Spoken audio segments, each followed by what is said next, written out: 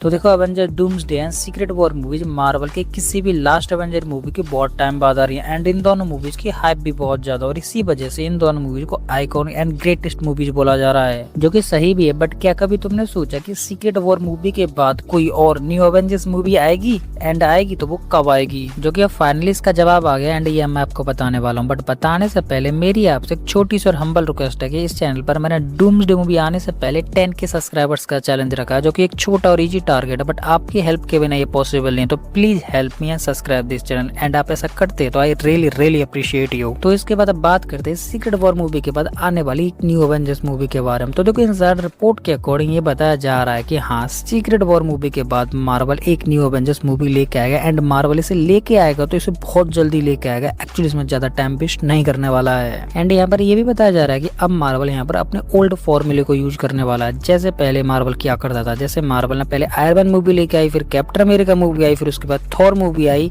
Actually ये वो characters जो कि मार्वल के मेन कैरेक्टर्स है, एंड इसके बाद just like and Avengers first movie आ गई। तो सेम ऐसे ये सागा खत्म होने के बाद नेक्स्ट सागा आ जाएगी, एंड मार्वल वहाँ पर जो मेन कैरेक्टर्स होंगे, जो कि एक्चुअली मार्वल न्यू कैरेक्टर्स को इंट्रोड्यूस कराएगा, उनको इंट्रोड्यूस कराने के बाद एंड उनकी 16 मूवीज लाने के बाद डायरेक्टली तीसरी से चौथी मूवी एक्चुअली में एक एवेंजर्स मूवी होने वाली है। जैसे अब फाइनली ये तो कंफर्म हो गया है कि इस सागा के खत्म होने के बाद नेक्स्ट सागा स्टार्ट होने वाला है। नेक्स्ट सागा में जितने भी कैरेक्टर्स होने वाले हैं वो सारे के सारे न्यू कैरेक्टर्स रहेंगे, जिससे मार्वल स्टार्टिंग में ज्यादा कैरेक्टर्स को इंट्रोड्यूस नहीं कराएगा एंड ज्यादा सोलो मूवीज नहीं लेके आएगा, क्योंकि नेक्स्ट सागा में जितने भी यूनिवर्स, जितने भी सुपर ह्यूज हैं, वो सारे एक ही यूनिवर्स, एक ही टाइम एंड एक ही अर्थ से कैरेक्टर रहेंगे। तो एक सुपर ह्यूज को इंट्रोड्यूस कराएंगे तो एक्चुअली दूसरा सुपर ह्यूज ऑलमोस्ट इंट्रोड्यूस हो ही जाएगा। तो इस वजह से मार्वल स्टार्टिंग में 3 या फिर 4 मूवी लेके आएगा, या फिर हो सकता है कि चौथी या तीसरी एवेंजर्स मूवी हो। जैसे एक बात निकल कर आती है, एंड यही बात एज अपडेट के अकॉर्डिंग एक इनसाइडर रिपोर्ट की तरफ से भी निकल कर आ रही है, जिससे बताया जा रहा है कि नेक्स्ट सागा में जो फर्स्ट एवेंजर मूवी आएगी वो एज किसी को पसंद आएगी नहीं।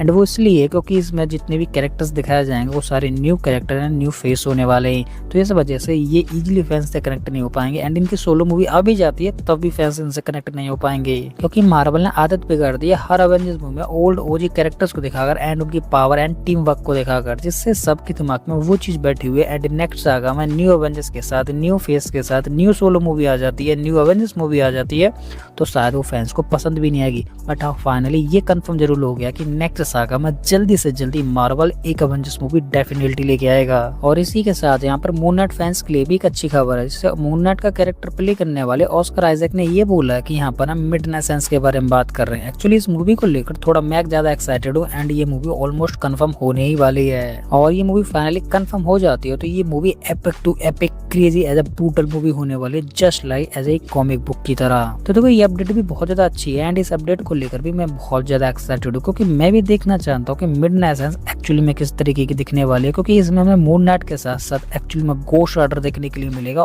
ओल्ड वर्जन वाला, एंड अपने डॉक्टर स्ट्रेंज भी दिखने वाले हैं, एंड कुछ और कैरेक्टर्स भी है जो कि ओल्ड वर्जन को कैरी करेंगे, वो सारे कैरेक्टर्स दिखेंगे। तो ऑलमोस्ट इस बुक को या फिर एक्चुअली में जो कॉमिक बुक के बारे में बताया जा रहा है उसी वे पे होने वाली है ये मिडनाइट सन्स मूवी, एंड उसी वे में ये दिखाई जाती है तो क्रेजीस्ट मूवी होने वाली as a horror type movie. तो इसके बाद अब बात करते हैं अपने मकड़े स्पाइडरमैन के बारे में। तो देखो, जो लोग स्पाइडरमैन ब्रांड न्यू डे में स्पाइडरमैन एज अ पीटर को 6 हैंड्स के साथ इमेजिन कर रहे थे जस्ट लाइक मैन स्पाइडरमैन में, तो ये आइडिया पूरी तरह से ड्रॉप हो गया है। एंड इस आइडिया को इसलिए ड्रॉप करा गया क्योंकि मेकर्स ने ये सोचा है कि जब इस मूवी को हम लीक करेंगे एंड बच्चे एंड फैंस स्पाइडरमैन को 6 हैंड एंड 2 लेग्स के साथ देखेंगे तो वे ऑलमोस्ट डर जाएंगे, एंड बच्चे तो बहुत ज्यादा डर जाएंगे। एंड बच्चों को देखते हुए इस वजह से इस आइडिया को ड्रॉप कर दिया गया है, एंड इसे ड्रॉप इसलिए भी किया गया क्योंकि हॉरर वे में दिखा दिया जाएगा तो बच्चे मॉम डैड से हग कर देंगे, एंड हग करने के साथ साथ वो वहाँ पर हग भी देंगे। तो बस इसी वजह से हमें ब्रांड न्यू डे में 6 हैंड्स वाला पीटर नहीं देखने वाला है। बट हाँ, ये जरूर कंफर्म है कि पीटर के साथ ब्रांड न्यू डे में म्यूटेशन होगा एंड वो मैन पीटर में ऑलमोस्ट कन्वर्ट हो जाएगा।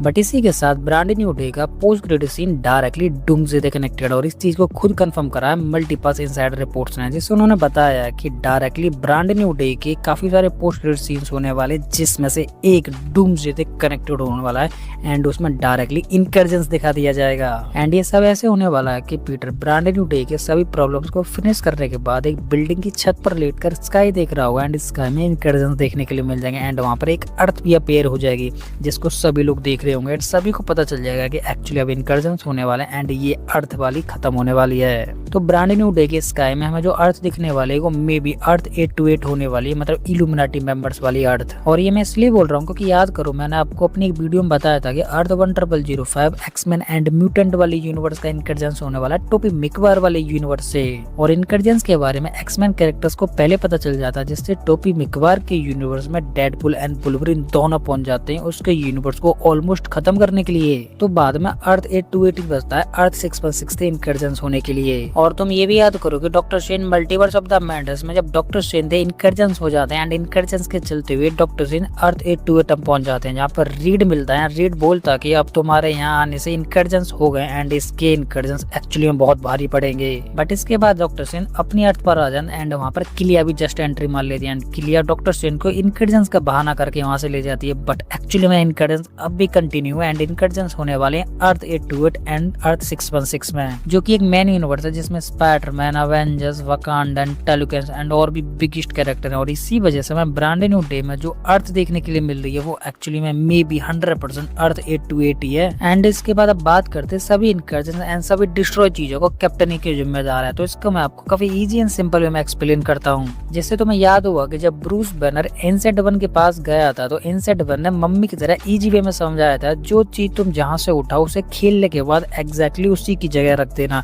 वरना टाइमलाइन क्रिएट हो जाएंगे एंड इनकर्जेंस क्रिएट हो जाएंगे और ये एक साथ काफी सारे और यूनिवर्स को डिस्ट्रॉय करेंगे एंड सब कुछ खत्म हो जाएगा। तो देखो आपको टाइमलाइन, इनकर्जेंस एंड ब्रांचेस के बारे में सही से समझ में नहीं आ रहा तो इसको आपको मैं और इजी वे में समझाता हूँ। तो देखो जब सभी एवेंजर्स इन्फिनिटी स्टोन्स कलेक्ट कर रहे थे तो अपना मोटू थॉर भी इन्फिनिटी स्टोन कलेक्ट करने गया था एज एसगार्ड, बस एसगार्ड से वो वहाँ से ओल्ड म्योनर भी लेके आया था एज अ पास्ट थॉर का। तो जब एक्चुअली में इसी की वजह से एक इनकर्जेंस क्रिएट हो गया क्योंकि पास्ट वाले थॉर के पास कोई म्योनियर नहीं था एंड ये वाली एक मेमोरी क्रिएट हो गई, जिससे यही चीज एक इनकर्जेंस में इंक्लूडेड हो गई। जिससे इनसेट वन ने इजी वे में समझाया था कि जो चीज तुम जहां से उठाओ उसे यूज करने के बाद एग्जैक्टली उसी वे में या फिर उसी स्टैंड पर रख देना, वरना इनकर्जेंस क्रिएट हो जाएंगे। और यही एंड गेम में कैप्टन करने वाला था, सभी स्टोन को उनकी जगह रखकर उन्हीं स्पेसिफिक जगह में वापस रख के आना। बट मे भी मुझे लगता है कि जब कैप्टन अमेरिका पास्ट में गया था इन सभी चीजों को उनकी स्पेसिफिक जगह रखने, तो कैप्टन ने एक स्टोन एंड म्योनर को उनकी स्पेसिफिक जगह रखा ही नहीं और इसी वजह से ये इनकर्जेंस क्रिएट हो रहे हैं। एंड वो स्टोन निकल कर आता सोल स्टोन, क्योंकि सभी स्टोन को एज ए स्टोन में कन्वर्ट कर उनके स्थान पर रखना एक इजी प्रोसेस था, बट सोल स्टोन को वापस रखना है पर वापस एक स्थान पर पहुंचाना एक्चुअली में डिफिकल्ट प्रोसेस था, क्योंकि सोल स्टोन को पाने के लिए एक सोल डिसाइड करनी पड़ती थी एंड उसे सेक्रीफाइस करना पड़ता था। और सेक्रीफाइस होने के बाद आपके हाथ में डायरेक्टली सोल स्टोन आ जाता था, जिसको डायरेक्टली वापस करने के लिए कोई प्रोसेस था ही नहीं। मतलब सोल स्टोन तो वापस रखोगे तो जो सोल तुमने डिफाइंड कर दिया है,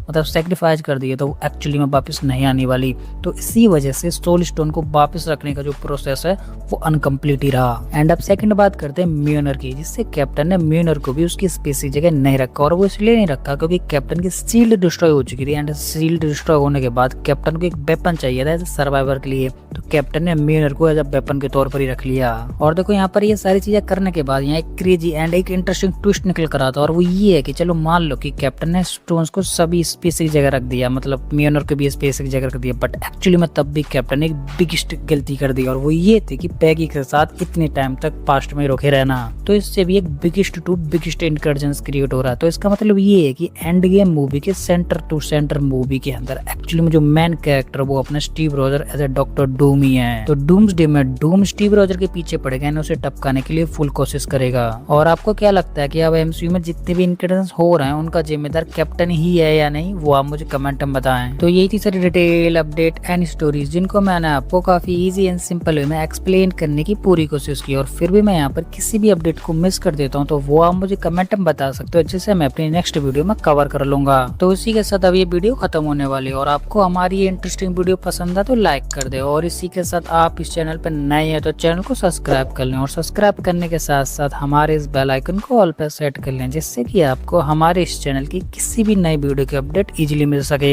तो इसी के साथ अब मैं इस वीडियो को यहीं पेंड करता हूँ। तो आप हंसते रहिए, मुस्कुराते रहिए एंड अपनी फैमिली के साथ खुश रहिए। तो मैं मिलता हूँ आपको किसी और ऐसी हमारी मजेदार वीडियो में, तब तक के लिए गुड बाय।